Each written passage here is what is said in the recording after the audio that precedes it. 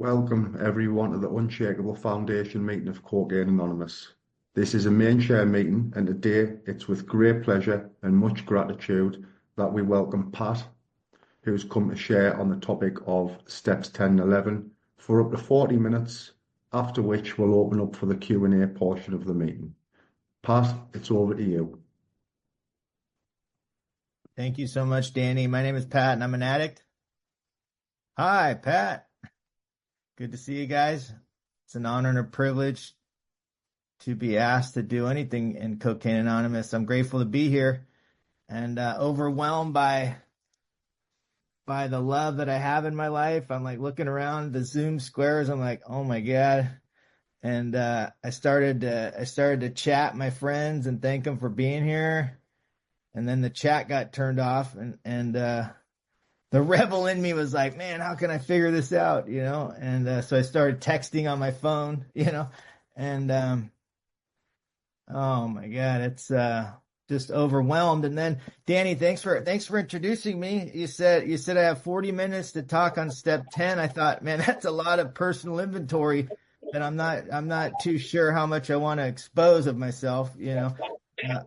My ego wants to make sure that you guys know I'm a good little boy, with no fears. I'm just a perfect angel that walks around, and I opened my big book, and I got this little thing right here, and it says, I'm responsible when anyone anywhere reaches out for help. I want the hand of CAA to always be there, and for that I'm responsible.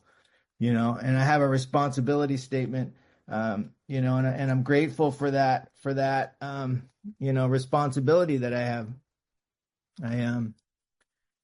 My sobriety date's the 23rd of October, 2002. I have a sponsor. His name is Mike S. And I have a home group. My CA home group's called the Spiritual Lines of Cocaine Anonymous. We meet on a Thursday night.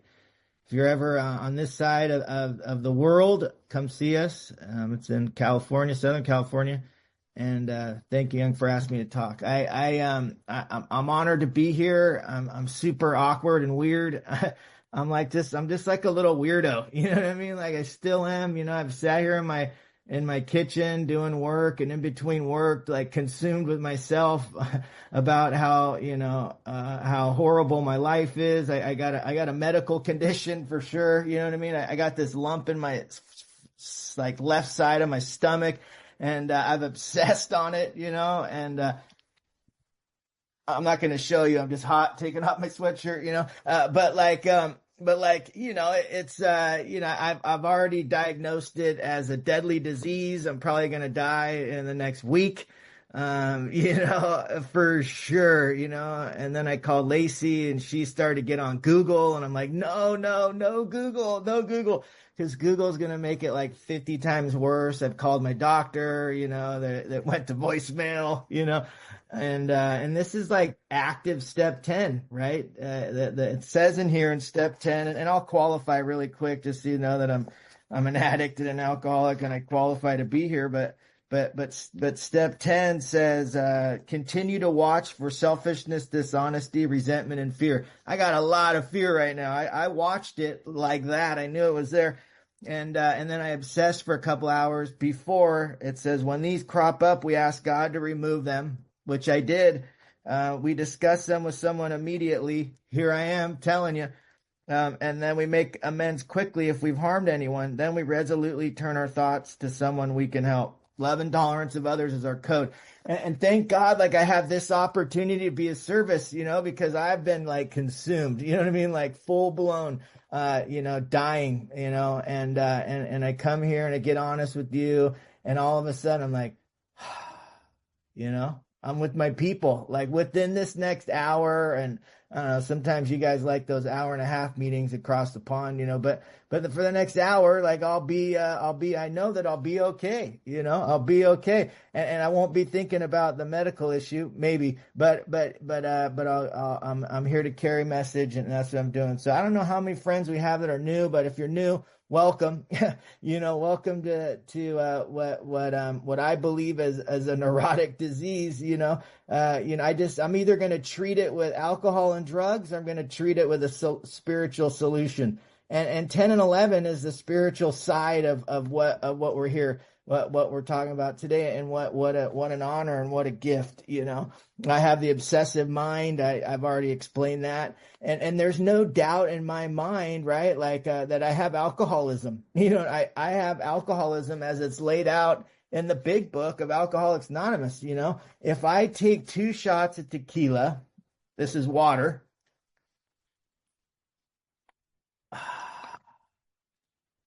All that anxiety goes away, you know what I mean? I'm like, screw it. If I'm gonna die, I'm gonna die. Heck yeah, who cares, you know?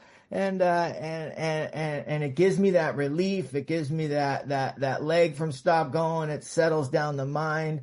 And for me, my physical allergy to alcohol kicks off fast. You know what I mean? I'm already in my car driving up to Los Angeles. You know, I'm not even gonna go to Santa Ana where I can get.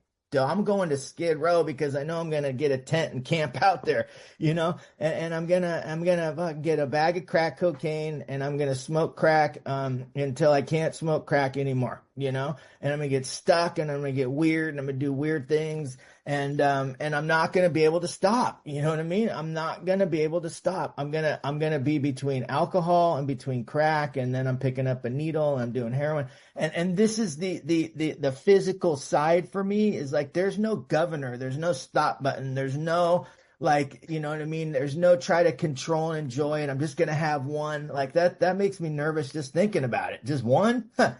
Think about that. I'm just going to pick up one. I'm going to put it down. I'm going to look at the bottle. Yeah, right. I'm going to look at I get anxiety just thinking about that.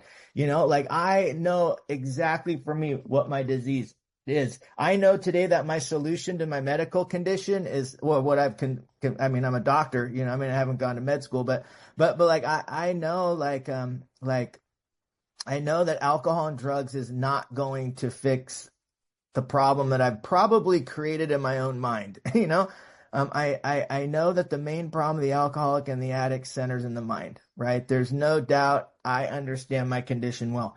And so when I got to Alcoholics Anonymous, like, my life was completely unmanageable. It was completely 100% unmanageable, right? The bedevilments talk about having trouble with personal relationships, can't control my emotional nature, prey to misery and depression, can't be of use to others, like, no purpose, full of fear, like, just, you know, my everything in my world is just rocked, you know. And with 22 years sober, like, if I don't apply 10 and 11 and 12 to my life, like, that fast, I go back to untreated alcoholism, right? That fast, all of a sudden, like, all those things come back, you know, in my world. And at 8 years sober, that's exactly what happened. At 8 years sober, not practicing 10 and 11, and 12. Well, I was practicing 12 and 13.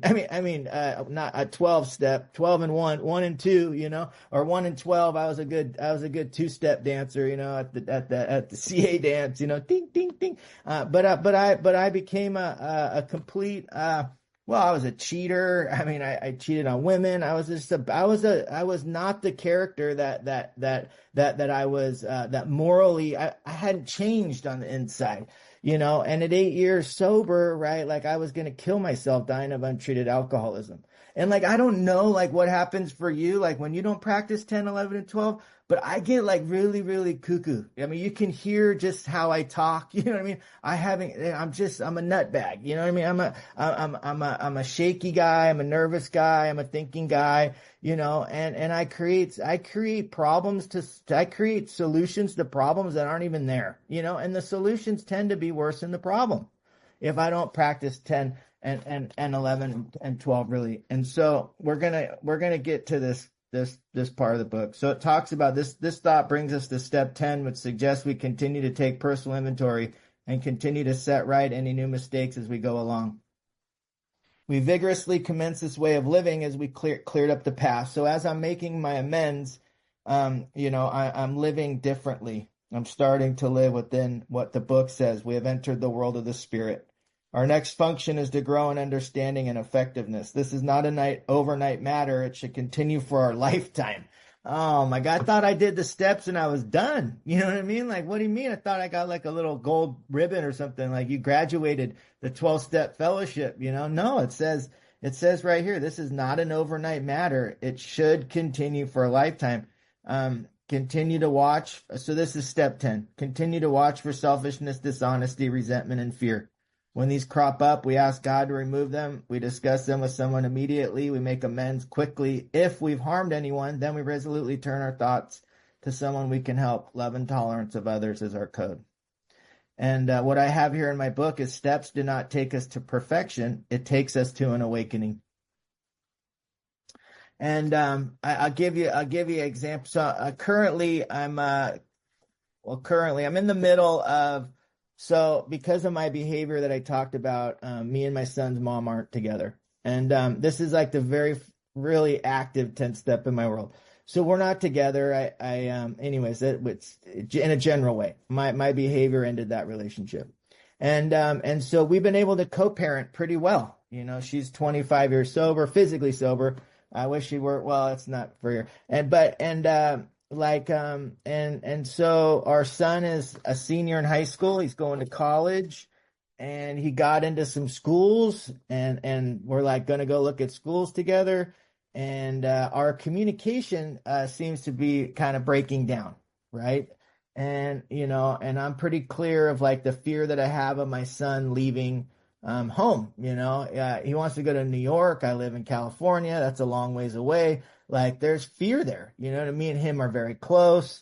You know, we have a really close relationship. We're engaged all the time. Like there's fear there. He's going to leave home. Right. And I'm armed up and I'm going on the trip, you know, to college to go look at a college, and his mom's, you know, in her deal, and she's like shut down and she's rolling her eyes and trying to have a conversation, and my feelings are getting hurt. Now I got fear. Now I'm catching some resentment, and I'm like super spiritual. You know what I mean? I'm armed up. I did my 10 and 11, me and God. Woo, you know, at that 11th step, I was in the game. I burned the incense. You know what I mean? I had the incense going. I brought my little crystal with me. I was in the game, you know? And so day one, like I left and I called my sponsor. I called Jonathan. I called my circle, you know what I mean? I'm like, you know, F that girl, rah, rah, rah. Like I'm the best dad and I'm showing up the best I can, and she's not, and I'm pointing the finger. And, college number two, we go. She's still doing the same deal. You know what I mean? She hasn't changed. She is still who she is. But I got all of this stuff that I thought that I woo-wooed out of me. I thought I prayed about it. I thought I was in the game. I was strong, and I'm there for my son. Well, long story short, we're talking about it, and she rolled her eyes at me, and I said this. I said, "You're acting like an effing toddler." And I shouldn't have said that. That was all bad, you know. And I reacted out of resentment, and I reacted out of fear. And I knew immediately. I mean, snap of the fingers, right? Like I have read this over and over and over. My feet are trained, right? When it says continue to watch for, I'm constantly aware of these things. I know when I'm being selfish. I know when I'm being dishonest. I know when I'm resentful immediately. And I knew in that moment. And so I was like, pause, pull back, you know, and a proper 10th step would have been right then. Right. But there was no time for that. And so what happened was my 11th step, right, in the morning, right? Like my experience is that if I don't take care of these 10th step things as they happen in real time like that, at night, if we return to page 86, it says when we retire at night, we constructively review our day. Were we resentful, dishonest, or afraid? Do we owe an apology? Absolutely. Am I afraid? Absolutely. Let's see. Have we kept something to ourselves which should be discussed with another person at once? No. I let my circle know. Were we kind and loving toward all? No, I wasn't. What could I have done better? I could have constructively communicated that I'm afraid. I constructively could have communicated a lot better. Were we thinking of ourselves most of the time? Yes. I was like 50-50. Or were we thinking of what we can do for others? Most of the day I was thinking about others. In that moment, I wasn't. What could we pack into the stream of life? I could have been better to her. I could have been kind and compassionate, loving and understanding. She probably had the same fears that I had. but we must be careful not to drift into worry, remorse, or morbid reflection, for that would diminish my usefulness to others. And this is the part for me where I want to take it into like, you know what I mean? I want to take it just like into this woe is me for days that I have this horrible experience. I have this horrible relationship with my son's mom. I want to be like, go back to like, in the very, dragging on all the years of all the stuff. I want to go into that place. But when I go into that place, like, it doesn't do me any good. And it doesn't do doesn't do my son, my girlfriend, my business partner, the guys I sponsor, right? Because I'm carrying that with me. But where I was hung up was that I owed her an amends, and I held on to it till yesterday, which was a couple weeks, but I'll tell you about that later. And then it says, after making our review, we ask God's forgiveness and inquire what corrective measures should be taken. Well, I did this, and I did this, and I did this. And when I woke up in the morning, right, if I'm still unclear mentally and spiritually, right, from the head to the heart, it's the longest journey I go from. It's the most painful too, right? This 8 inches or whatever this is. When I'm in the intellectual mind of trying to figure it out, right, it is the most painful experience I get. But when I can get centered to the spiritual space within my heart, right, and I can get to that loving and kind position where I'm like, you know what, like she's afraid too. You know what, like she loves her son too. You know what I mean? Like that for me, it took some time. But in that time of being stuck in the mind and trying to figure it out and trying to analyze it, it says the next part where it says, on awakening, let us think of the 24 hours ahead. For me, I change this up a little bit. For me, it's the first thing I do is I ask God to direct my thinking. The second thing I do is especially I ask that I be divorced from self-pity, dishonest, or self-seeking motives. And the third thing I do is I consider my plans for the day. And when I'm locked in the mind, right, my meditation in the morning, right, is really hard. Like I wonder, like, why can't I connect to God? Like, why is the sage not working? Why is the incense not, or the crystal, right? Like I can't connect to that power source, right? Because I'm still stuck in the mind, right? And so for me, like 10 and 11 is like a really designed for living. And if we go back to the fear inventory on page 68, it says that when I'm afraid, I ask God to remove my fear. And then I ask him to direct my attention to what he would have me be. And then I let him demonstrate through me, right? Demonstrate through me what he can do. Right. So there is an outline of how I deal with that fear in the time throughout my day, which I didn't really practice it all that well that day. You know what I mean? Like we practice these principles in all of our affairs, right? We're not perfect, right? We're not perfect, but which means I'm going to fall short, and thank God I get to fall short, right? Jonathan tells me all the time, like, go out there and scrape your knees, kid. You know what I mean? Go out there and scrape your knees. Make all the mistakes you want, but come back and be honest with them, And I think that honesty is like really the thing that's really, really saved me. You know what I mean? That I can come to you and say, hey, you know what? I'm fallible. You know what, Kevin? You know what? I made a mistake today. You know what? Chuck or Charles on the page, we used to call him Chuck back in high school. But you know what, Chuck? Man, I got a secret I gotta tell you. You know what I mean? You know what, Chuck? I got some insecurities going on in life right now. You know what? And to be honest with those things, right? Because it takes the power out, right? If I sit with this medical condition that I think that I have, within the next hour, probably I'm going to be thinking about suicide. You know what I mean? But I come to you, I tell you, right? I get the outline, like, you need to go to the doctor. You know what I mean? Okay, no problem. I can do that little action, right? But if I listen to this thing, I'm maybe nutbagging it. You know what I mean? I don't want to be nutbagging it. I want to be free, right? I want to feel close to my creator. I want to feel close with you. I want to be able to be with you, right? I want to be able to be with you and be open and be honest and be vulnerable. You know what I'm saying? Like I want those things, though the mind makes me not believe. I get scared of relationships. In the fourth step and the 12 and 12, it says it says something to the effect that our real problem is our inability to form a true partnership with another human being.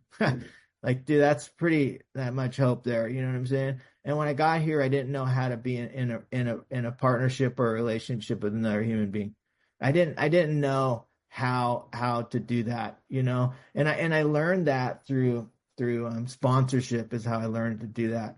You know, at 8 years sober, I was dying of untreated alcoholism, and I was gonna kill myself. I was driving my car 100 miles an hour down the freeway because I don't know what happens to you like if you don't practice 10 and 11. Like, I don't know what your story is, you know what I'm saying? But for me, what happened for me, because of one more broken relationship, I was driving my car 100 miles an hour down the road, and I was going to drive my car into oncoming traffic. And I thought I was working a good program. You know, I sponsored guys. I was of service. I was at a lot of meetings. I was doing the deal, you know, and I prayed. I didn't believe in God, but I prayed. You know, I tried to meditate. I sought spiritual life, and I heard a voice in my car that said, "You need to call that guy Jonathan from your Tuesday night meeting before you kill yourself." And I picked up the phone and I called him, and he answered the phone, and he answered it one ring, and it might have been a couple. For me, it felt like a life-saving one ring answer. And he drove down and he met me, and he read this part in the book where it says, on 52, we were having trouble with personal relationships. We couldn't control our emotional nature. We preyed to misery and depression. We couldn't make a living. We had a feeling of uselessness. We were full of fear. We were unhappy. We couldn't seem to be real help to other people. And he looked at me and he said, what you think is a broken relationship? He said, what you're suffering from is untreated alcoholism. And you know, he talked about having 17 years sober, wanting to kill himself, and he reached out to a man by the name of Luther Wood, and Luther Wood reaching out to a man by the name of Clint Hodges, and Clint Hodges had been reached out to by a man by the name of Don Pritz, you know, and in that like line of men, right? Like, I had a little bit of hope that I wasn't alone, you know. Because alcoholism, man, wants to separate me from you. You know, I know clearly, like, my disease wants to separate me from you. It wants to tell me that I don't have what you have. It wants to tell me that I'm not like you. It wants to tell me all these things, you know, that this medical condition, you know, you don't tell anybody, and it wants to isolate me and push me in a place where I don't have any human connection, you know, and it puts me in a place where I'm isolated and I'm alone. And I was isolated and I was alone in that moment. And I had been there for a long time. I didn't know how to get honest with another human being. And I went back through the steps with Jonathan, and my life utterly changed, you know. And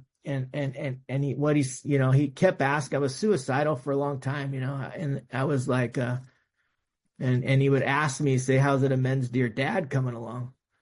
And I was like, dude, I'm not making that amends. Like, I'm not making it, you know. And those that don't know my story, my mom got pregnant in a blackout, so I never knew who my dad was. You know what I mean? Like, how can you be resentful at a man you don't know? You know what I mean? Like, I didn't know that amends was giving me these old ideas, telling me that I'm not lovable, I'm not good enough. Right? I didn't understand that you know, male authority figures, they always abandoned me, you know.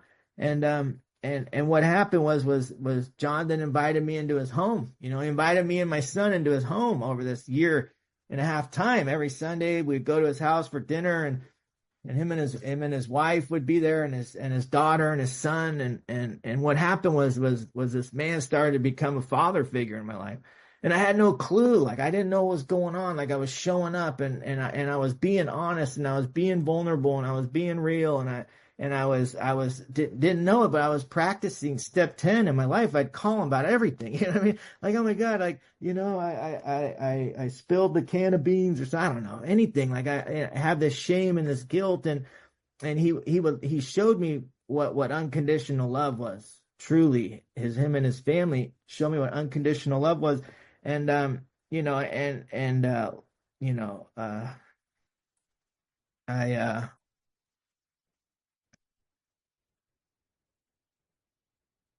I was going to kill myself, and he asked me if I'd meet him at a meeting.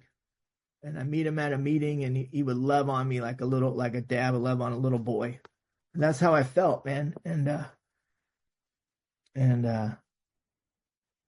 I remember him one time saying to me if I'd meet him at the meeting the next day, and I said, yeah, I'll meet you there. And then I was suicidal, and he was like, hey, yo, you said you're going to meet me at the meeting.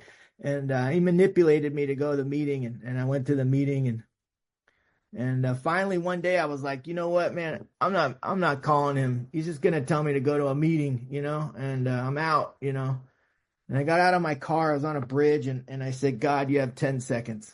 Because I'm jumping off the bridge, and if I call that guy Jonathan, he's going to manipulate me to go to the meeting, and I don't want to go, And I got out of my car, and I got to the headlight of my car, and my phone rang. And I answered the phone, and this kid, he said he was going to drink, and I said, oh, no, Chris, we don't drink one day at a time here. We don't use one day at a time. And I started to 12-step this guy on the bridge, and I realized I had this intuitive thought. I didn't know it was intuitive thought at the moment, but I thought, hey, there's a meeting starting down there at the Canyon Club. Why don't you invite him? And so I invited this kid to the meeting, and I got in my car, and I drove 30 miles south down to the Canyon Club in Laguna Beach. And I walked in, and there was Chris, and Chris was crying. And I gave Chris a hug, and Chris thanked me for saving his life one more time.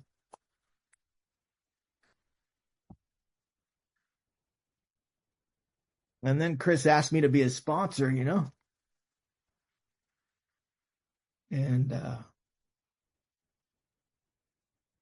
I didn't tell Chris that I was going to kill myself. I just said, I'll be your sponsor, And I went home that night, and it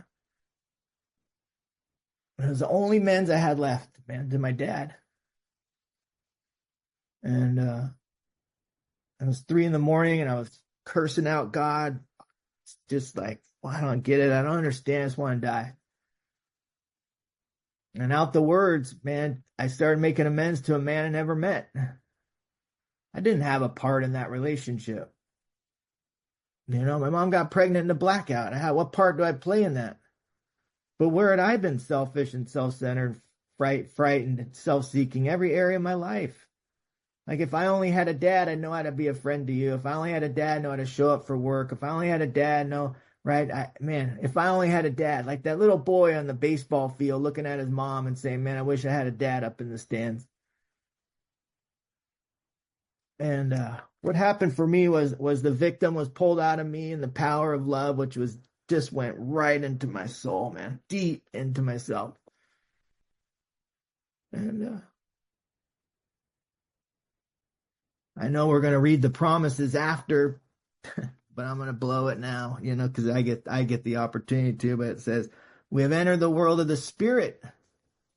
That's exactly what happened for me in that moment. That when I remove the longest journey I go from is from my head to my heart.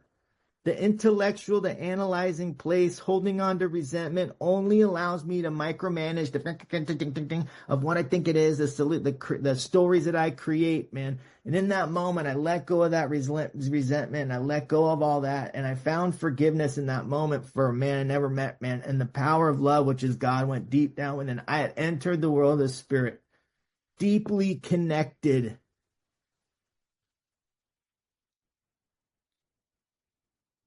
Says we have ceased fighting anything or anyone, even alcohol. For by this time, sanity will have returned.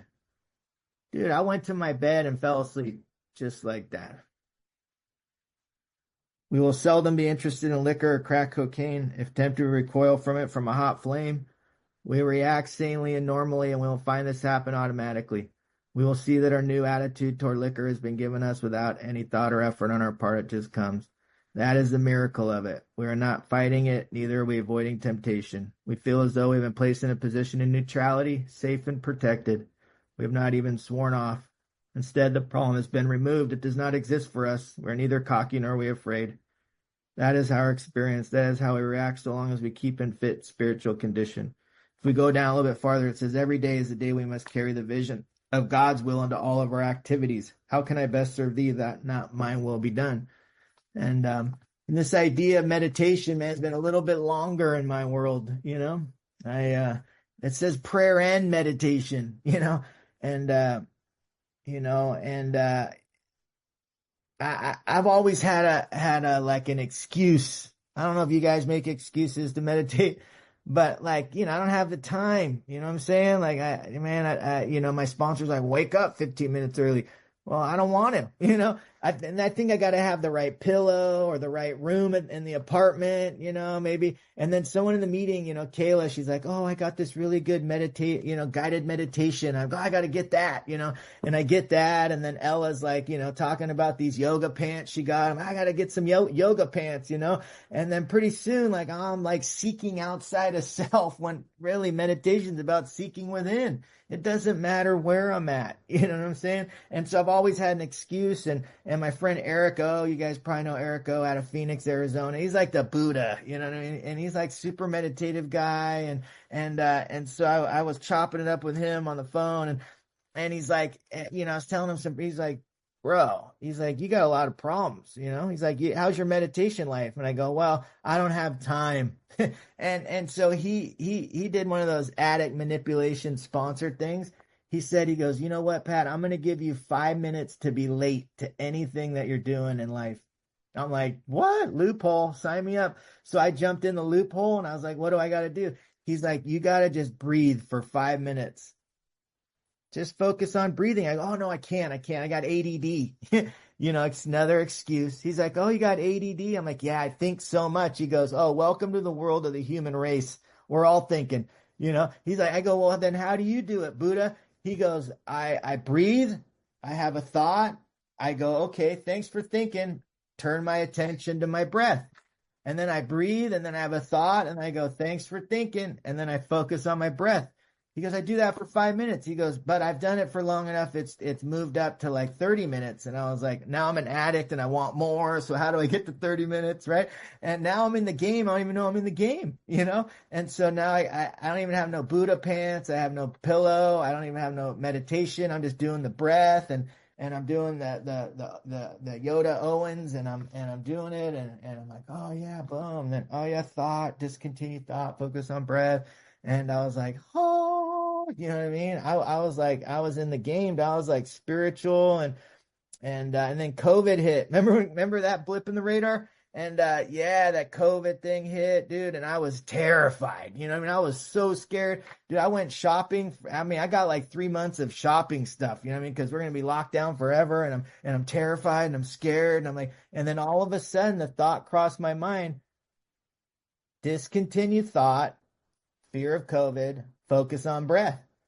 And so I was, oh, boom. I was like put in my place. And what happened was the 11-step meditation worked me. I didn't even work it. And then I was like, COVID thought, discontinued thought, focus on breath, And then all of a sudden, like all these ideas of like, ways to help the old timer, you know what I mean? Zoom and these old timers, these guys with 30 plus years, they don't know how to get, right, Kevin? They don't know how to get on Zoom. You know what I mean? Jonathan, these guys don't know about Zoom. So maybe I can help them get on Zoom, and then all of a sudden, like in meditation, all these speaking ideas, meeting ideas. And that's how our home group CA meeting starts. CA Spiritual Line started on Zoom, and then we started doing conferences also. And what happened was through meditation, it guided me to service, right? It guided me to what God would have me be. And then I go out and I live that. And then I'm like in the game. I'm like, COVID don't got nothing on me. I'm spiritual. I'm a meditative guy. And then I got some nice pants and I got a nice little pillow because now I'm really meditation guy, And then all of a sudden fear cropped in. I got on the news or something. You probably watched that, oh, we're going to die, And then quicker than last time, what happened was it was discontinued thought, focus on breath. Boom. Meditation worked me. And so I'm in meditation and all of a sudden, it was like the darkest time of our world existence, wasn't it? Remember that? And I was like, all of a sudden, like I flashed back to getting sober on Skid Row. In my meditation, I saw full visual Pato on Skid Row and getting sober and getting a job and getting the 6-figure income and then being fired from that job, not knowing how I was going to pay the rent, not knowing how I was going to take care of my kid. And then all of a sudden, like some friends coming together and creating a business together. And then all of a sudden, boom, this business started, and God took care of me. And I can see how God took care of me. I could see how the places I lived that got better. I could see that the fellowship around me got stronger. I could see that my relationship with God. And then I got fired and pushed out of that partnership, right? Yeah, anything you want to ever go through that, man, that's painful.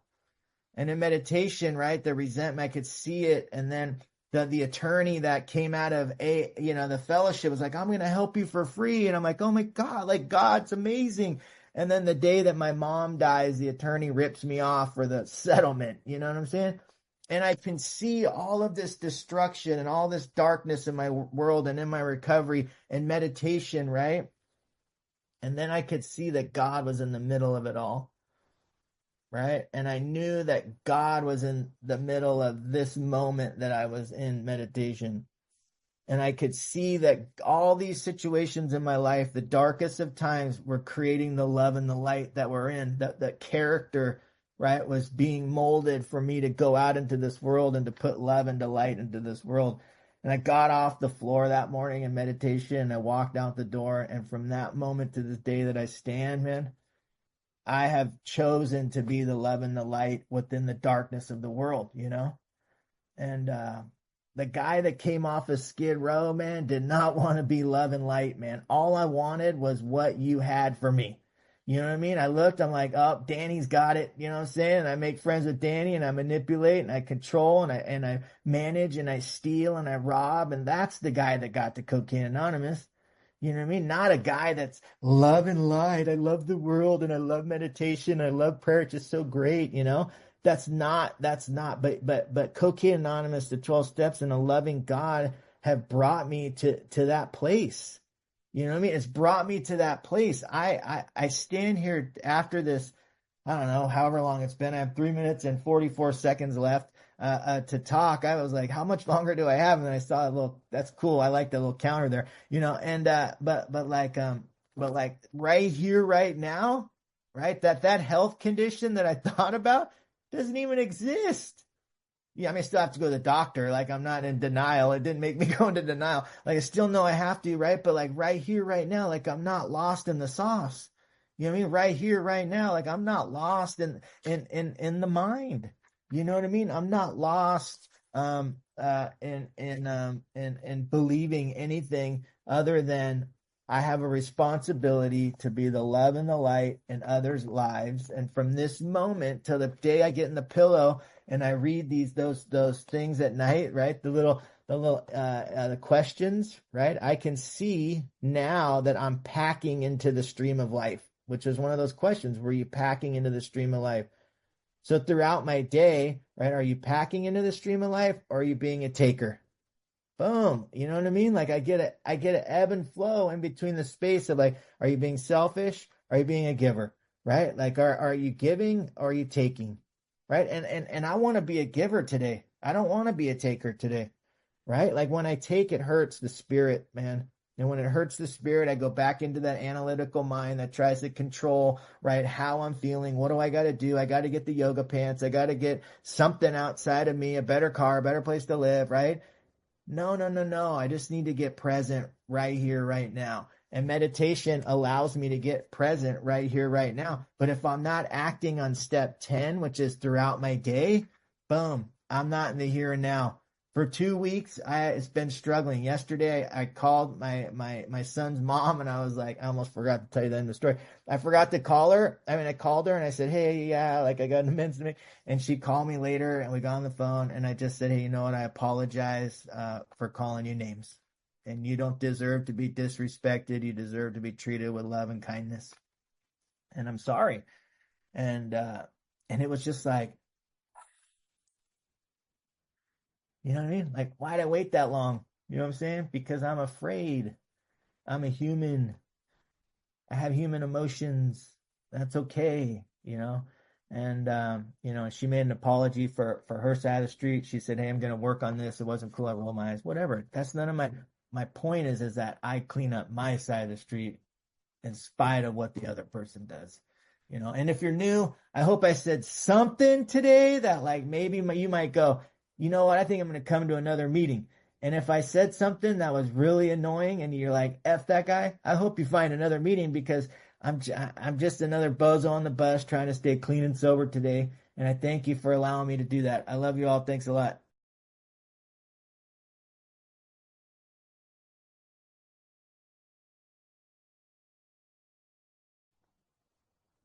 Wow, thank you so much, Pat. Absolutely amazing. Thank you.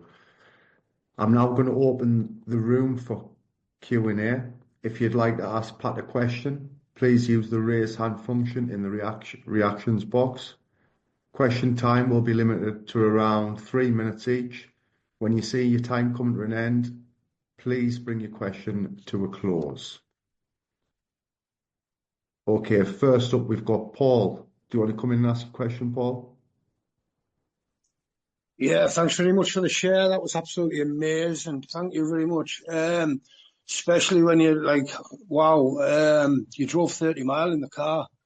Like, just, God, I mean, that was amazing. That, you know, you saved 2 lives in one night, your own and someone else's. I mean, nearly had a tear in my eye there. Like, it was so powerful. My question was, your inventory. Throughout the day, I'm struggling with prayer throughout the day. I'm living a little bit in self, to be honest, but do you have a ritual throughout the day when do you take a little bit of time out your day to pray? If so, how do you go about it? Thank you. I appreciate that question, Paul. Thank you so much. So, for a long time, like I didn't believe in God until the day, I mean, believe in God until the day that I made amends to my dad, you know? And, and that was 10 years sober. So, just keep coming to the meetings, you know, do the best you can with prayer. You know, for a long time, I said, God, I don't believe that you exist, but this old timer John told me to pray. And then I would say some things that I wanted God to do for me, like hook me up with a new car or something, you know? But today, like my relationship with God is it's so cheesy to say. My friend Brad W just sent me a text that he was here and Brad knows anyways, it just sounds so cheesy to say today, but like I have a deep and profound relationship with God. Like I'm like I'm in real awe of it today. And I pray in the morning, and I'm not a knee guy, you know what I mean? My knees hurt, you know what I mean? Maybe if I had some like anyways, but like I'm not a knee guy. I pray in the morning and I pray at night, and I do like some meditation, and I do some like writing stuff that work that I like to do, you know, and I focus on breath and stuff. And throughout the day, like I'm praying, you know what I mean? Like throughout the day, like I could either talk to this or just be like, hey, God, yo, like, this is what I'm thinking and this is what I'm doing and this is where I'm going. It's very like conversational. It's not ritual, right? Like I have a lot of prejudices towards the ritual stuff that I still have. I went through the steps. I've been able to find a God I can do business with, and my God likes conversation, and we talk, you know, and whenever I'm sitting somewhere, like I'm mindful of like breath, you know. Lacey sees me a lot, maybe not as much anymore because maybe I'm more spiritual, but not just kidding. But like I'll just like take a deep breath and exhale, like, and maybe I have to take another breath and exhale just to get like present and get here, you know. And for me, that's prayer and meditation and action. So I hope that helped, Paul. Thank you, Pat, and thanks, Paul, for your question.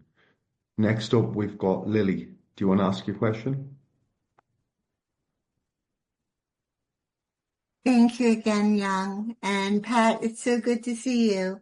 I love when you opened with the thing that you keep in your bookmark that said, steps don't take us to perfection, they take us to an awakening.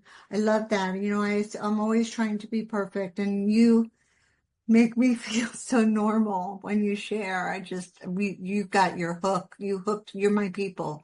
And when you said, what are you packing into the stream of life? I've been doing it wrong all these years, like packing, like that was an awakening to me. It's like I always might put down, did step work with so and so, like the things that make me seem angelic, you know. that I would think are packed. But can you just explain for a second the packing in it, like adding to the, I love it. Like how am I being a person, like am I putting a smile on the person's face, like when I get coffee at wherever my coffee shop, like how, I don't know, I'm gonna make up, Courtney's the coffee person, hi Courtney, like I like to look at their badge, hi Courtney, how are you today, like, and being present in their world, I'm trying to, like, when I'm walking out the grocery store, like anybody that's by me, like I'm being myself, I'm joking around, I'm fun, I'm jovial, I'm making them happy, putting a smile on their face. When I'm at, steps and prayer and all that, that's kind of just a way of what we're taught.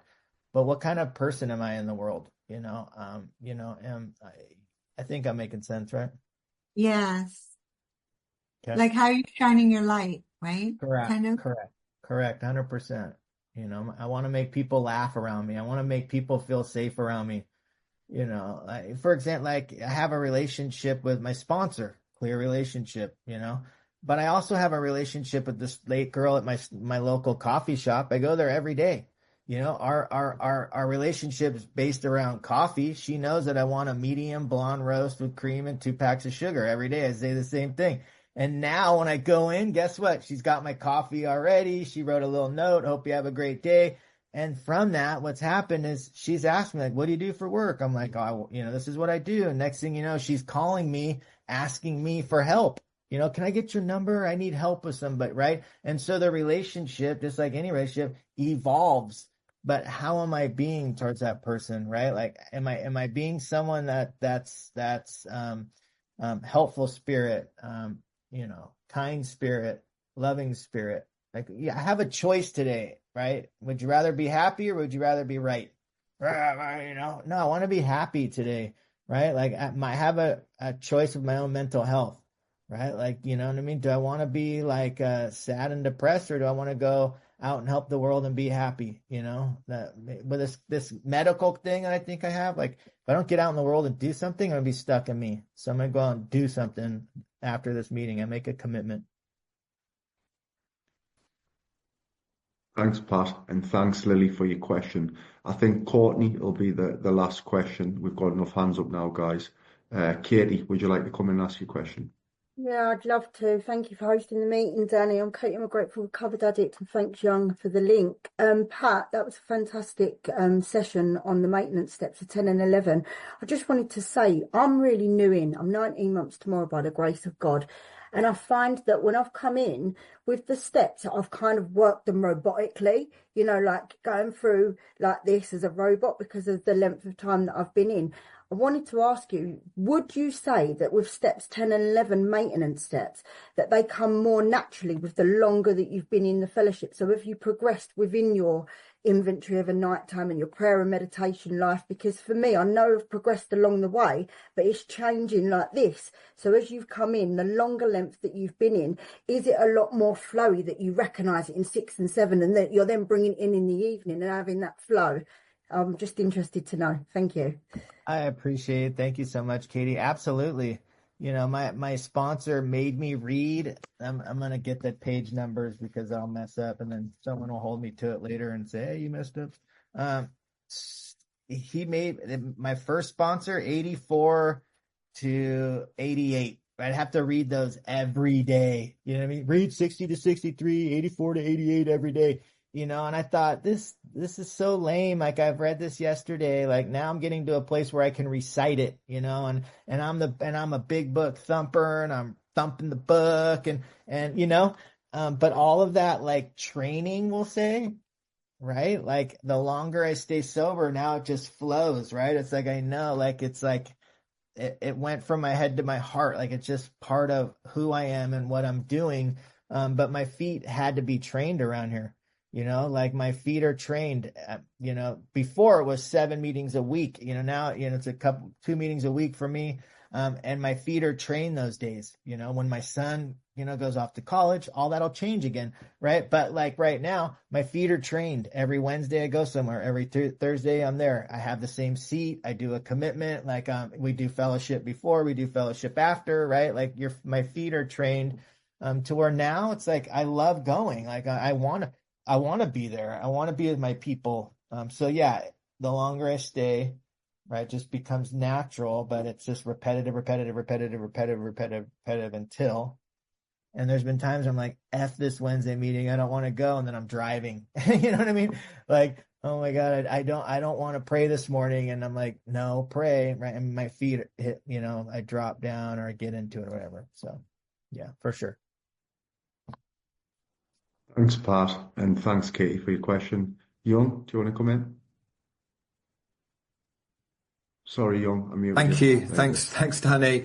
Hi, everyone. My name's Young. I'm a grateful recovered addict. Thank you, Pat. Always really good to listen to you. I always feel your spirit. I really do. Very quick question. I remember my first sponsor taking me through that bit in the book relating to step 10, saying we've now entered the world of the spirit, and I just thought, whoa, that sounds insane. That sounds about as insane as we're rocketed into a fourth dimension. And now I have my own experience, and I wondered what your experience is of entering the world of the spirit. Thank you, Pat.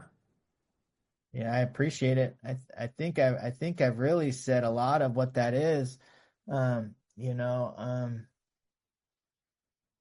My mom, I didn't want to get too much into this, and I hope I don't take up too much time, but my mom passed away. My mom died at 44 years sober in the program of Alcoholics Anonymous.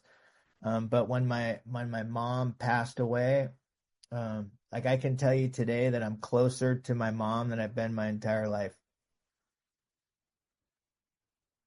When I honored my mom's amends, and the way I believe that to happen is that my mom just wanted me to get in the middle of you and help as many alcoholics, drug addicts as I could.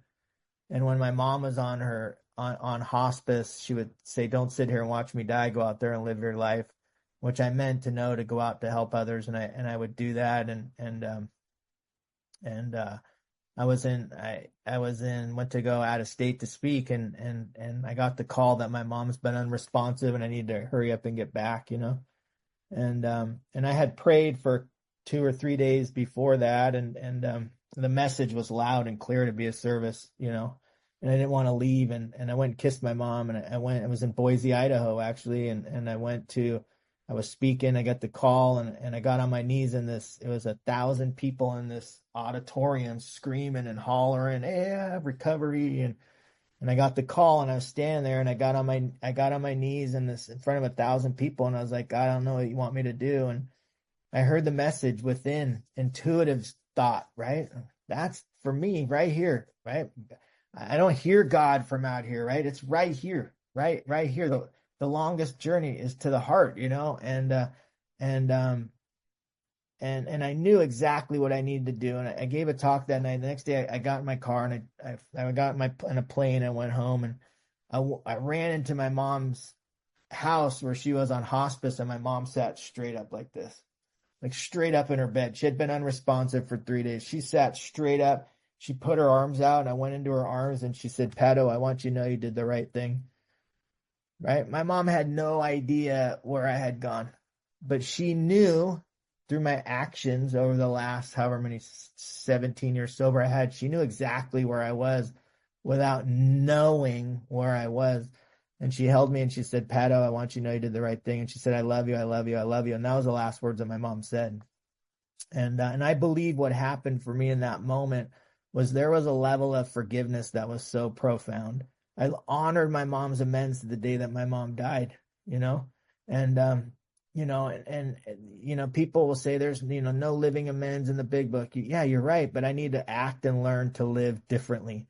And through the amends process, I was given some marching orders of how to live my life differently. And I honored that. And so what happened was that I would have missed that forgiveness, man, if I didn't show up, right, to be in my mom's life. If my feet weren't trained by my sponsor to tell me what I needed to do, I would have missed that spiritual principle of forgiveness that we find in the 8th step. I would have missed it. And so the enter the world of the spirit is a lot is action on our part, and a lot of spirituality happening where we don't see it, and when we honor the principles in our lives, I can be in a place where I can feel spirit today. Like me and my mom are close, like all the time things happen. You know what I mean? I could talk about her all day, but I don't want to take up Courtney's question, so I'll end there. Thank you, Young. Wow, thank you so much, Pat, and thank you, Young, for your question. Courtney, got 1 or 2 minutes left, so do you want to come in? Yeah, hi Danny, and thank you everyone for the meeting. This is my first time on this meeting, and just I think what a meeting to come into. Pat, what a powerful share. You made me shed a few tears, to be honest.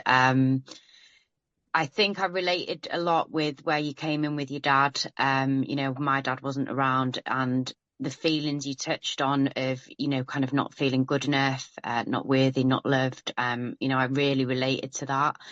And I think your story is one of just the power of kind of coming out of self and living in, a life of kind of understanding and effectiveness. Definitely, your story shared on that. But I really liked what you said, that the steps do not take us to perfection, they take us to an awakening. And I really strived, to perfection for a long time of my life. And it's quite a relief knowing that we don't have to be perfect. We never will be, but the steps do. I found with my experience that each step, takes us to those awakenings that you touched on. And yeah, I really enjoyed what you mentioned as well about meditation, with the discontinued thought and the meditation on breath. Sorry, can I just come in? Have you got a question for Pat? Yeah, I'm going to end with this now. Thank you. Yeah. So just on the meditation, what you said with the discontinued thought and the meditation on breath. So I'm sponsoring at the moment, and I have been struggling with meditation a little bit. And I just wondered if you could share a little bit more on kind of that, that discontinued thought and the focusing on breath for someone that might be struggling with meditation a little bit. I appreciate Courtney. Yes, I think easy. Sometimes like I get so busy or so, I fluctuate between things, because for me, what happens is if I get like do the breath and discontinue, what happens is I get, it's just almost like I'm robotic, you know what I mean? And so then I'll pull up, some guided meditation stuff on YouTube or on whatever, Spotify or whatever. And that will help like center me down so that I can breathe, right? And it's inhale through nose, exhale through nose, inhale, and focusing on the breath going in and focusing the breath going out, right? And when I can focus on the breath and I can be present there, I'll find periods of time that the mind is quiet. But then, like, all of a sudden, I'm like, oh man, I got this thing at work, and oh my gosh, like Lacey sent me an email, and I'm trying to like meditate, and I'm like, okay, discontinue that thought. We can come to that later, you know what I mean? And then just return my attention to my breath, and then I'll get like 30 seconds of like quiet, and then I'm like, oh my gosh, like I got to be at that thing at 1, and what am I don't even know what I'm going to talk about. I didn't ask. Discontinue that thought, right? Refocus on air. And so recently it's been with guided meditation for me, right? And so I've needed that music there, or that like whatever's going on, for me to get centered. And that's okay. Sometimes like I need to read, like I always have some sort of like spiritual book at my, something different. Like I grab different things all the time, and I'll read and I'll get centered, and then I can go into the breath. So just whatever works for you, it's your practice. No one is going to be able to give me the practice that's going to work for me that works for them. They give me an idea, I try it. But I believe that when I'm trying things, I'm seeking. I'm always a seeker of new ideas, seeker of new ways, seeker of spiritual growth.